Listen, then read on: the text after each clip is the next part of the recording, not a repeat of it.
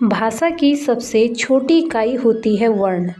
जब वर्ण से वर्ण का मेल होता है और एक सार्थक ध्वनि निकलती है तो उसे शब्द कहते हैं। आइए आज हम पढ़ेंगे इस वीडियो में शब्द और शब्द के प्रकार। वर्णों के मेल से बनी सार्थक ध्वनि को शब्द कहते हैं और शब्द को निम्नलिखित 4 भागों में विभक्त किया जाता है।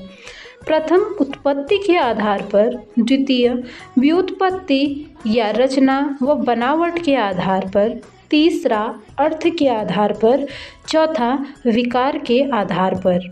शब्द विचार हिंदी व्याकरण का एक ऐसा पाठ है जिसमें संपूर्ण हिंदी व्याकरण विद्यमान है। कैसे, ये जानते हैं इस वीडियो के माध्यम से।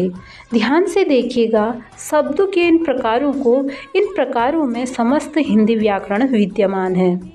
शब्द को सर्वप्रथम उत्पत्ति या स्रोत के आधार पर विभक्त किया गया है, यानी शब्दों की उत्पत्ति कहाँ से हुई। उत्पत्ति के आधार पर भी शब्दों को 5 भागों में विभक्त किया गया है: तत्सम, तद्भव, देशज, विदेशज व संकर शब्द। हिंदी भाषा की उत्पत्ति संस्कृत भाषा से हुई है, इसलिए हिंदी भाषा में कई शब्द संस्कृत के प्रयोग किए जाते हैं। संस्कृत के इन शब्दों को ही तत्सम शब्द कहा जाता है। तत्सम, तत् यानी वैसा ही, सम यानी संस्कृत की तरह। अग्नि, वायु, माता, पिता, अश्रु, ये सभी संस्कृत शब्द हैं। इन शब्दों को हिंदी भाषा में ज्यों का त्यों रखा गया है। दूसरा है तद्भव शब्द। संस्कृत भाषा के शब्दों का रूप परिवर्तित कर उसे हिंदी भाषा में प्रयोग करना ही तद्भव कहलाता है। जैसे अग्नि से बना आग, अश्रु से बना आंसू, कार्य से बना काम शब्द। देशज शब्द वे शब्द कहलाते हैं जिन शब्दों का प्रयोग हम अपनी क्षेत्रीय भाषा के आधार पर करते हैं, जैसे कटोरा, खिड़की आदि।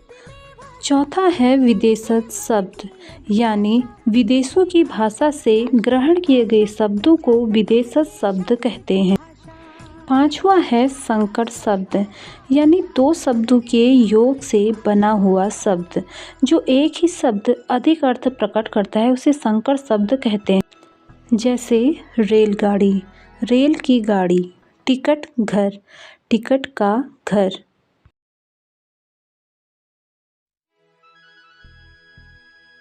शब्द का दूसरा प्रकार है रचना के आधार पर शब्द के भेद, यानी बनावट के आधार पर शब्दों को 3 भागों में बांटा गया है।